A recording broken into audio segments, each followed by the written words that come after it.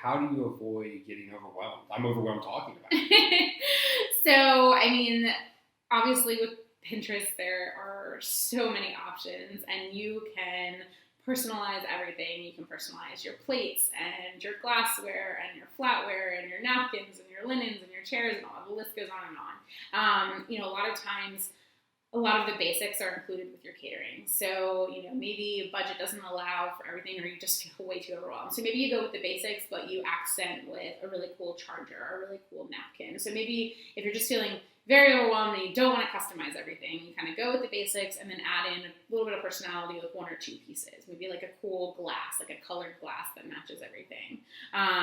So that can be a good way. Or, go into the showroom and play with the different options. So a lot of the showrooms will have, their entire inventory out for you to play with a table, so you can start setting it up and playing with it. And that can be a good way, make sure you allot enough time, bring your planner, or meet with the stylist at the rental company, and they can help you kind of personalize and make sure that it's going to match your space and your aesthetic and, what you're going for overall for the wedding. So you try to look to the experts and the professionals to help guide you. Yeah, especially if you're feeling overwhelmed. Sure. Well, with Pinterest, it's easy to feel overwhelmed because you see 100 things you like, but 100? you gotta, it's an understatement. 100,000, yeah.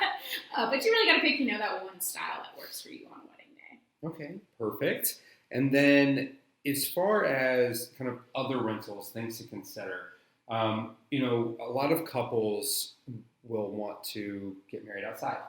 Yeah. So that sort of opens up the whole weather thing. Yeah. Do you really need a tent?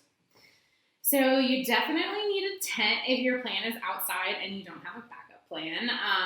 But I think it's important when you're looking at venues that you know what your backup plan is. So is there a backup plan inside? Do you hate said backup plan, in which case you definitely going to need a tent. A lot of places you put a hold on the tent, and then you make that decision of if you want the tent to go up, Wednesday or Thursday before the wedding. So you can kind of look at weather and get a feel for it, but you want to err on the side of caution, of course, because you want to make sure that you have somewhere to get married, or especially with a reception. If your reception's outside, you 100% need the tent. With a ceremony, there might be some kind of alternative, even if you hate it, just in case the weather decides that all of a sudden, it's going to change to 100% chance of rain. Right. But I think it's always a good idea. And, you can get a basic tent, or you can really up the ante with the tent, clear top and drapery and lighting and things like that. Sure. Okay. And then one thing that I've heard a lot is that when you do put a hold on a tent, you typically have to put a non-refundable deposit down. Is that normal? And how do you kind of get over that hump of I may have to spend 50% of this and I may not get it back?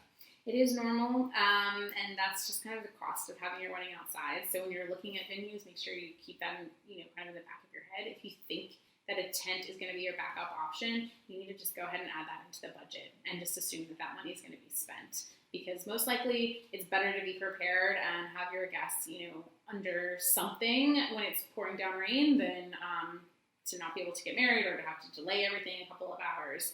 There can just be a lot of logistical things to think about.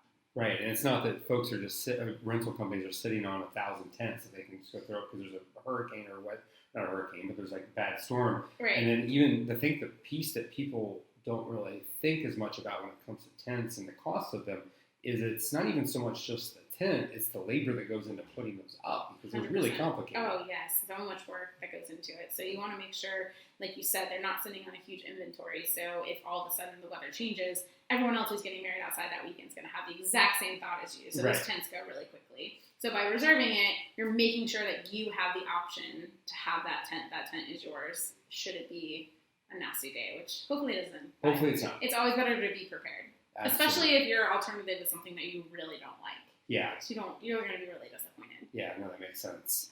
So staying on the topic of tents, what are some cool ways to incorporate your style into a tent? So it's not just, tent and grass. Yeah, I mean, there's so many cool things you can do with tents. There's different styles of tents. So you can do, like a clear top tent. You can add drapery. You can add all kinds of lighting, market lights, chandeliers. There's so much that you can do inside of a tent to make it look really beautiful. You can add color.